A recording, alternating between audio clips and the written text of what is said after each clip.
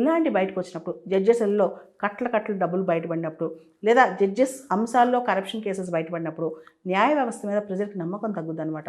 కాబట్టి ఆ నమ్మకాన్ని నిలబెట్టుకోవాల్సిన బాధ్యత కూడా న్యాయ వ్యవస్థకే ఉంది. చాలా సందర్భాల్లో కొన్ని వ్యవస్థలో ఉన్న కరప్షన్ గురించి బయటకు మాట్లాడడం, అది న్యాయ వ్యవస్థ కావచ్చు, డిఫెన్స్ రక్షణ వ్యవస్థ కావచ్చు, ఇవన్నీ కూడా మన అనుమానాలకు తావివ్వకుండా ఉంటాయని మనం నమ్ముతాం. కానీ ఇలాంటి జరిగినప్పుడు ప్రజల యొక్క ట్రస్ట్ అనేది ఎరోడ్ అయిపోద్ది అనమాట. Former chief justice of India justice NV Ramana garu కూడా ఇదే విషయం మాట్లాడారు. న్యాయ వ్యవస్థ మీద ప్రజలకి నమ్మకం తగ్గకుండా కాపాడుకోవాలి, అది మనందరి బాధ్యత అని చెప్పి.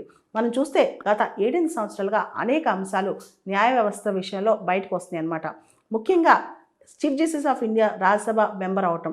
సో ఎవరైతే ప్రెసిడెంట్తో ప్రమాణ స్వీకారం చేయిస్తారో ఆయనే ప్రెసిడెంట్ చేత రాజ్యసభకు నామినేట్ అవటం. అదేవిధంగా చీఫ్ జస్టిస్ ఆఫ్ ఇండియా మీద సెక్షువల్ హరాస్మెంట్ కానీ సెక్షువల్ ఎలిగేషన్స్ రావటం, ఇవన్నీ జరిగాయి. ఇవన్నీ పక్కన పెడితే 4 జడ్జిలు బయటకు వచ్చి మరి chief justice of India is mastering the roster.